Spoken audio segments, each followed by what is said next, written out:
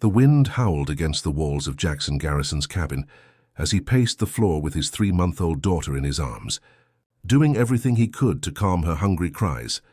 It had been 2 weeks since he'd buried Sarah. 30 years of life hadn't prepared him for this kind of silence, or the weight of raising a baby alone, not out here, not in the middle of the Wyoming territory in 1878. "Shh, little one," Jackson whispered, his voice hoarse from days without real rest. "I know you're hungry." "I know." He walked slowly across the warped floorboards, the kerosene lamp flickering shadows across the room. The place was bare. A table, a pair of chairs, a small stove, and the bed where Sarah had slipped away after the childbirth complications finally claimed her. Emma cried louder. Jackson had tried everything. Goat's milk from the neighbor's farm, mixed just like the doctor told him. Sugar water. Hours of rocking. Nothing helped. The last of the milk had gone bad that morning, and the closest store was 10 miles down the road. But a snowstorm had rolled in. Traveling wasn't an option. The pantry was down to flour, coffee, and a handful of old beans. Nothing a baby could survive on. Jackson sat down for a second, his back to the wall, Emma's fists thudding weakly against his chest. He looked up toward the rafters. "Sarah," he said low.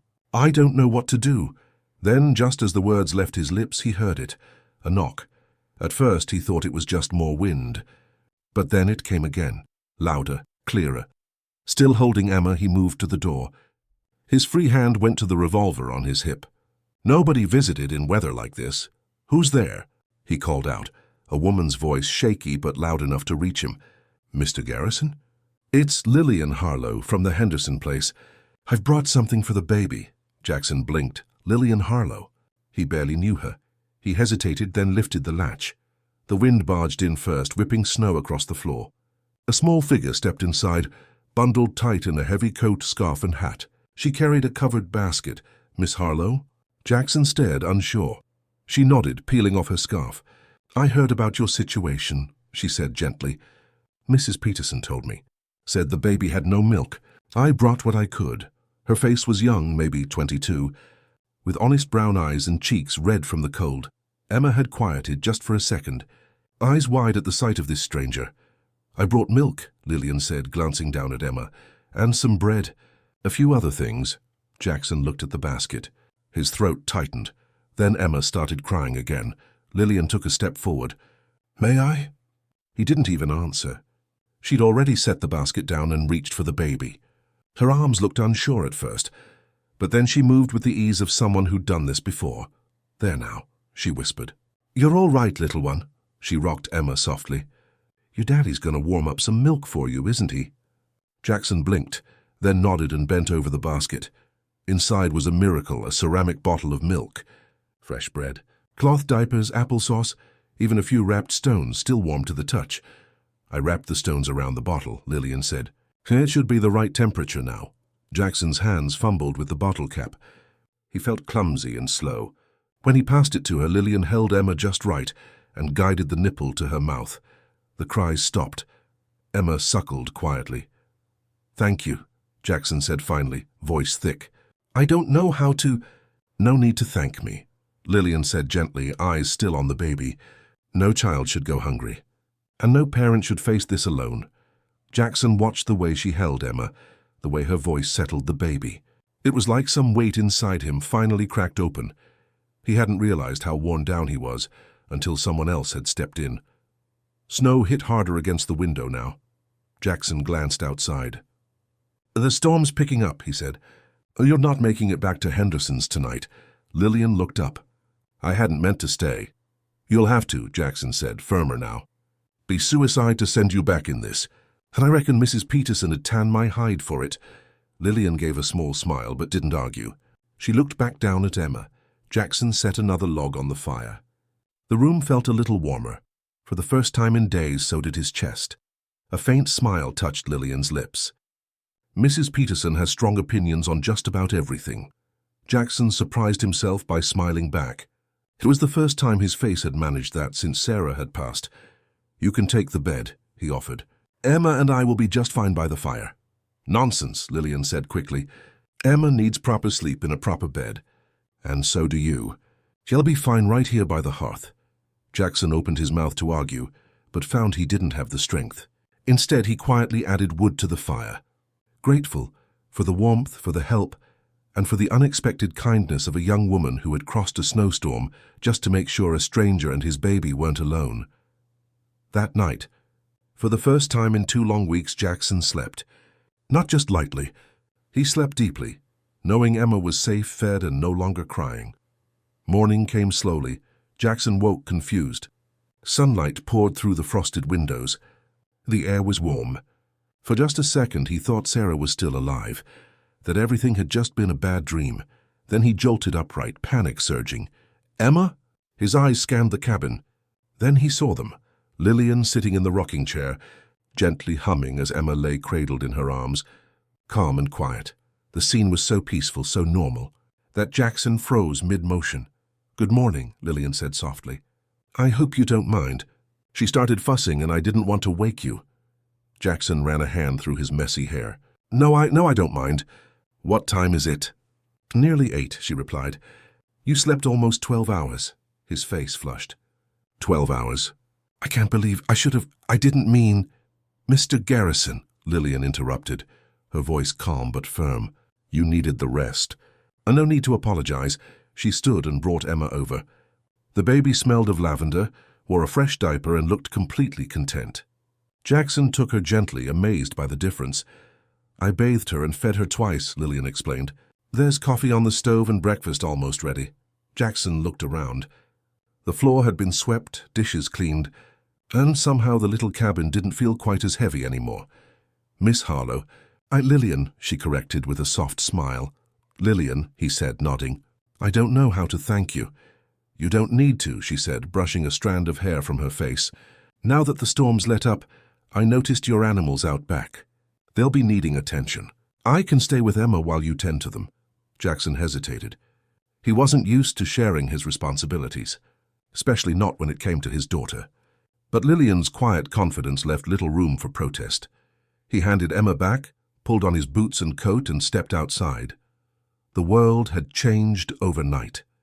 A thick layer of snow blanketed everything, turning the valley into a glittering white field under the morning sun. Jackson made his way to the barn. The horses nickered at the sound of him. The cow lowed. Even the chickens seemed relieved to see someone. As he worked, he couldn't stop thinking about Lillian. He wasn't much of a churchman. But something about her arrival, the timing, the calm way she cared for Emma, it all felt like more than just luck. Maybe Sarah had sent her. Maybe somehow this was her way of saying they'd be okay. When he stepped back inside, shaking snow off his coat, the smell of bacon and fresh coffee greeted him like a hug. Lillian had just placed a plate of Johnny cakes beside the skillet. "Perfect timing," she said with a grin. Emma lay nearby in a cozy nest of blankets, eyes wide and content. They ate breakfast together. Slowly, Jackson began to talk. He told her about his life, how he'd come west from Pennsylvania after the war, settled the land 5 years ago, met Sarah 3 years later. He talked about the way they'd dreamed of starting a family, the difficult pregnancy, and the night Emma was born. "The doctor came too late," Jackson said, staring into his coffee. "She'd already lost too much blood." She held Emma once. Just once. He couldn't go on. Lillian reached across the table and placed a hand over his. "I'm so sorry, Jackson." Her hand was warm against his, steady. Jackson looked down at their hands together, and something stirred in him. Not guilt, not quite hope, but something he hadn't felt in a long time. "What about you?" he asked, slowly pulling his hand back. "How does a schoolteacher from Boston end up all the way out here in Wyoming?" Lillian's expression shifted just slightly. "Same reason a lot of folks do," she said. "A fresh start. Running from something." She met his eyes without flinching, in a manner of speaking. "My fiancé ended our engagement," Lillian said, her voice light but steady. "Rather publicly. It became difficult to keep teaching in Boston with all the whispers." "His loss," Jackson replied without hesitation. A touch of color rose to Lillian's cheeks. "That's kind of you to say." She stood and began clearing the dishes. "The snow's let up. I should get back to the Hendersons before they start to worry." Jackson rose too. "I'll hitch up the sleigh and take you." "That's not necessary," she said quickly. "It is," he replied more firmly. "And I'd like Doc Williams to check on Emma if he's in town. Maybe we can make a day of it. Lillian hesitated, then gave a small nod. Very well. Let me help get Emma ready. Together they wrapped the baby in layers of warm blankets. Jackson watched the way Lillian moved, efficient and calm, like she already knew what he needed before he could say it. By the time they stepped outside, he found himself wishing this moment could last a little longer. The sleigh ride was quiet and peaceful, the snow-covered land glowing under the soft morning sun. Emma slept nestled between them, warm and undisturbed. Conversation flowed easily. Jackson learned Lillian had been teaching at the one-room schoolhouse since September, boarding with the Hendersons while saving up to build a life of her own. "You ever regret coming west?" he asked as the sleigh crested a small hill, revealing the modest sprawl of Pine Tree Junction below. Lillian looked out over the town, a handful of wooden buildings with smoke curling up into the sky. "Not once," she said. "Out here, people see who you are by what you do, not by your name or where you came from." In town, Jackson left Lillian at the general store and took Emma to see Doc Williams. The doctor checked the baby carefully, then gave Jackson a tired look. "She's healthy, but she's underweight. You've got to keep her fed regular, Jackson." "I've been giving her goat's milk," Jackson said. "It's all I have." "Nothing wrong with goat's milk, but she'll need more than that. Try adding a little sugar, maybe some mashed egg yolk. And you," the doctor pointed a finger at Jackson, "you need rest too. You look run ragged." "I had help last night," Jackson admitted. "The schoolteacher, Miss Harlo. She brought supplies during the storm." Doc Williams raised an eyebrow. "Did she now?" "That's interesting." Jackson frowned. "What's that supposed to mean?" The doctor shrugged. "Nothing. Just that Miss Harlo is well thought of in town. Good with children, educated, pretty. I'd say Sarah would approve." Jackson's face flushed. "It's not like that. She was just being neighborly." "Of course," Doc Williams said with a smirk. "Just neighborly." When Jackson returned to the store, Lillian had already gathered a full order: milk, sugar, coffee, flour, and a few other items. "Put it on my account," Jackson told the shopkeeper. "Already paid for," the man replied, glancing toward the window where Lillian waited outside. Jackson walked out to her, eyebrows raised. "You didn't have to do that. Consider it a gift," she said, her tone firm. "For Emma. I can provide for my daughter," he said quietly, his pride showing. "I know you can," Lillian replied, her voice softening. "But sometimes help is meant to be accepted, not rejected." Before Jackson could say more, Mrs. Peterson appeared with her usual brisk energy. "Well, well," she chirped. "Miss Harlo, Mr. Garrison, what a surprise to see you two together." Her eyes dropped to Emma and then bounced back up with a sparkle. "And how are you managing, Mr. Garrison?" "Fine, thank you," Jackson said stiffly. "Miss Harlo was kind enough to bring supplies during the storm." Mrs. Peterson carried on, as if she hadn't heard him. "I was the one who told her, you know. Such a tragedy losing your wife so young. But maybe Providence had a plan, sending Miss Harlo to your doorstep." Lillian cleared her throat. "Mrs. Peterson, you're embarrassing Mr. Garrison." "Nonsense," the woman said, patting her arm. "That's good to see the community coming together. And if something more were to come of it," she added with a not-so-subtle wink. "Mrs. Peterson!" Lillian exclaimed, her cheeks turning red. Jackson shifted awkwardly. "We should be heading back. The day's getting short." Of course," Mrs. Peterson said, smiling. "But do keep me updated, dear." As they walked toward the sleigh, Jackson muttered, "Sorry about that." "Small towns and their talk."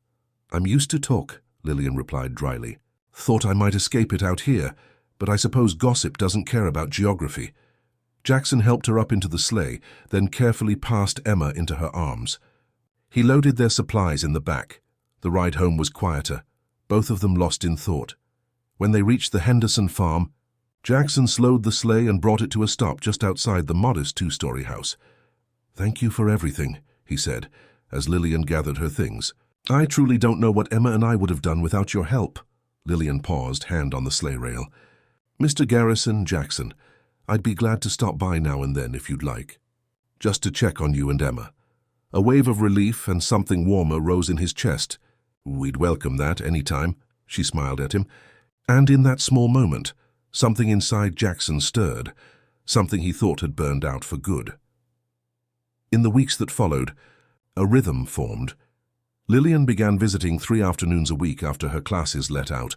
often bringing small comforts, fresh bread, spare cloths, a book, or just conversation. She spent time with Emma, who now brightened the moment Lillian walked in. Jackson found himself watching the clock on those days, waiting for her arrival with a feeling he didn't quite know how to name. Under their care, Emma began to thrive. She gained weight, cooed and smiled more, and reached for the world with new energy.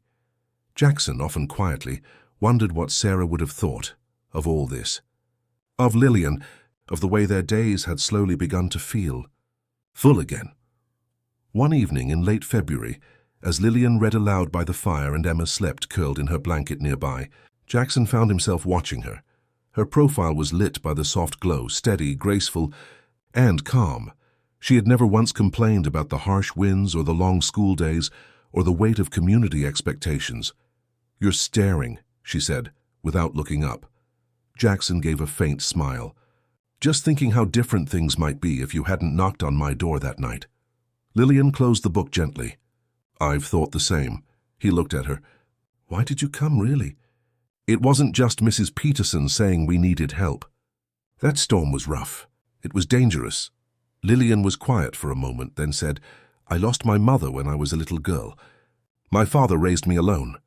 He tried, but there were moments when we needed help and no one came." Her gaze dropped to Emma's sleeping form.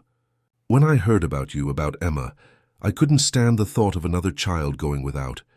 Not if I could help it." Jackson reached across and gently took her hand. "Thank you," he said softly, "for choosing to break that pattern." Their eyes met and held. The air between them shifted, charged with something neither one dared name just yet. Lillian slowly pulled her hand back and stood.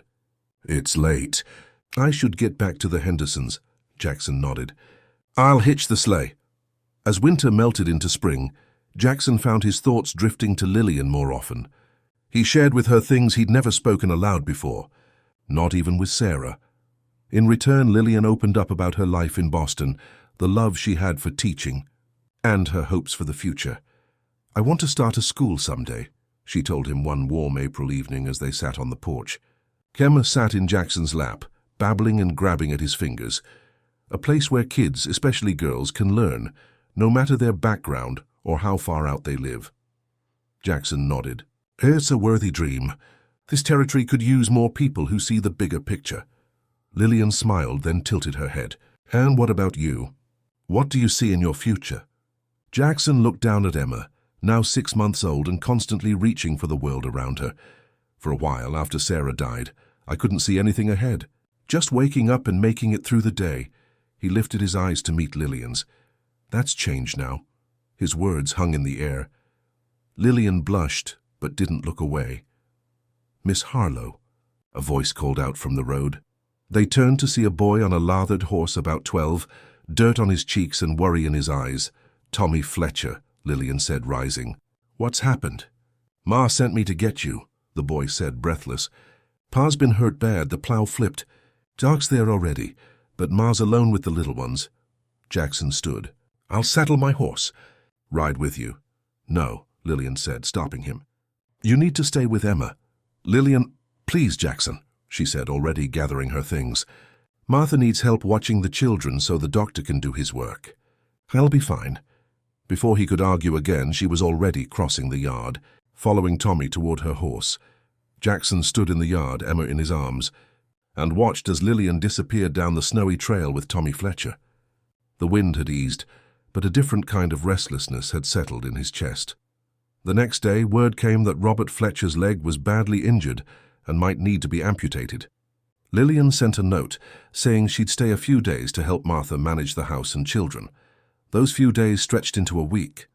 Jackson grew restless. He missed her.